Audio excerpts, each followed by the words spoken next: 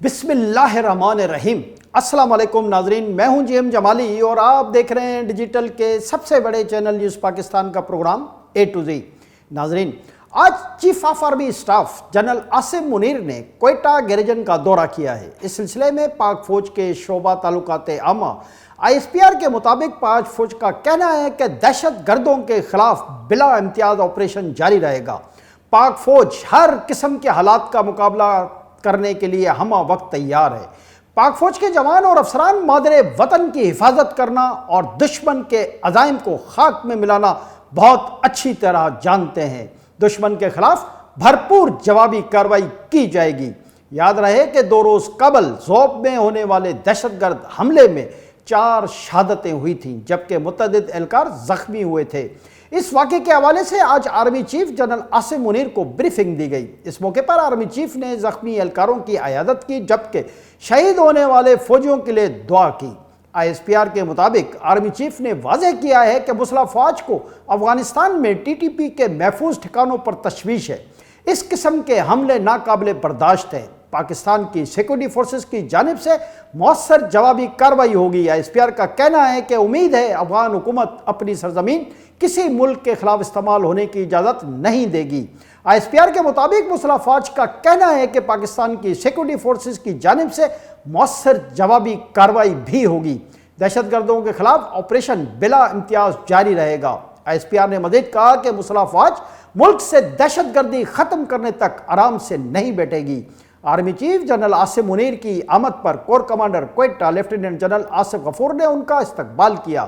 General Asim Munir نے CMH میں زخمی جوانوں کی عیادت کی اور قوم کے لیے جوانوں کی خدمات اور عزم کو سراہا۔ جی ناظرین، ہم نے 2 روز قبل ہی اپنے پروگرام میں اس بات کی طرف اشارہ کیا تھا کہ ملک میں حالیہ دہشت گردی کی لہر PTI کے دور حکومت میں اپنائی جانے والی پالیسیوں کا نتیجہ ہے۔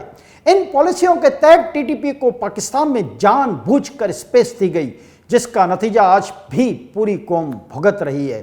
دہشت گردی کی اس نئی صورتحال کا مقابلہ کرنے کے لیے پاک فوج کے جوان اپنی جانوں کا نذرانہ پیش کر رہے ہیں اور روزانہ کی بنیاد پر پاکستان میں سیکورٹی فورسز پر حملوں اور ان کے نتیجے میں فوجی جوانوں اور افسران کی شہادت کے واقعات رونما ہو رہے ہیں، لیکن سیکورٹی فورسز کے اہلکار و افسران بھرپور جوابی کارروائی کر رہے ہیں جس کی وجہ سے ہر روز درجنوں دہشت گرد بھی واصل جہنم ہو رہے ہیں۔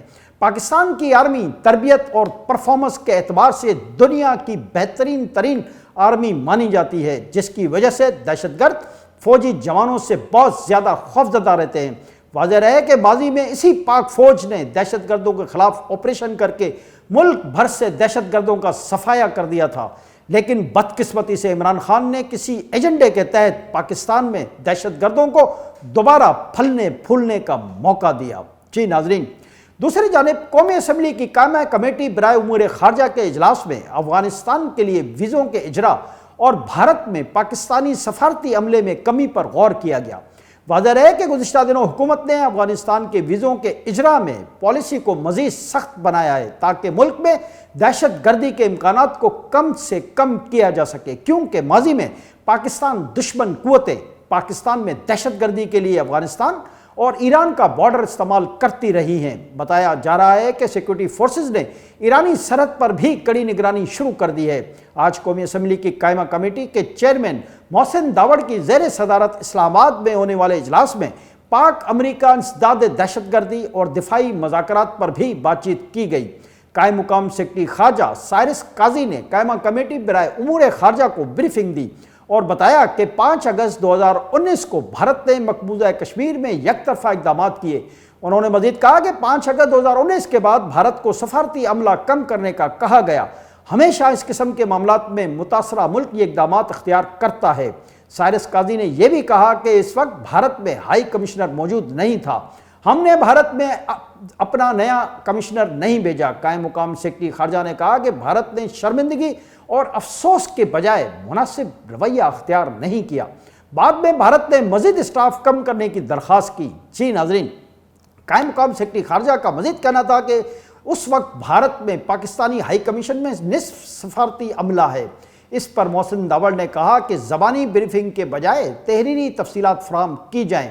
پوچھنا چاہتا ہوں کہ افغان ویزوں کے اجرا میں بدعنوانی پر تفصیلی رپورٹ کیوں پیش نہیں کی گئی؟ انہوں نے کہا کہ گزشتہ اجلاس میں پیش کی گئی 1 صفحے کی رپورٹ تو ٹرخانے والی بات ہے۔ بعض کیسز میں 1 گھنٹے میں افغانستان کا ویزا جاری ہو جاتا ہے۔ چیئرمین قائمہ کمیٹی برائے امور خارجہ نے مزید کہا کہ دیگر کیسز میں مہینوں افغان ویزا جاری نہیں ہوتا۔ قائم مقام سیکرٹری خارجہ ہمیں ٹرخانے کی کوشش نہ کریں۔ ان کا کہنا تھا کہ 17 دنوں میں وزارت داخلہ ایک رپورٹ جمع نہیں کرا سکی۔ ہم نے دفتر خارجہ اور وزارت داخلہ دونوں سے ایک رپورٹ مانگی تھی۔ محسن داوڑ نے یہ بھی کہا کہ $1500 دے کر گھنٹوں میں ویزا لگ جاتا ہے۔ اس پر وزارت داخلہ اور خارجہ تفصیلی رپورٹ جمع کرائیں۔ کمیٹی کو ناظرہ حکام نے بتایا کہ ناظرہ کا کام صرف آن لائن ویزا اور ڈیٹا سسٹم تک ہے۔ صارفین ویزے کے لیے آن لائن اپلائی اور ضروری دستاویزات فراہم کرتے ہیں۔ اس سلسلے میں حکام نے مزید کہا کہ آن لائن درخواست اور ڈیٹا ایجنسیاں بھی مانیٹر کرتی ہیں۔ وزارت داخلہ اس معاملے پر تفصیلی رپورٹ جمع کرائے گی۔ جی ناظرین، آج کے لیے اتنا ہی۔ اگلے پروگرام تک کے لیے اپنے میزبان جی ایم جمالی کو اجازت دیجیے۔ اللہ حافظ۔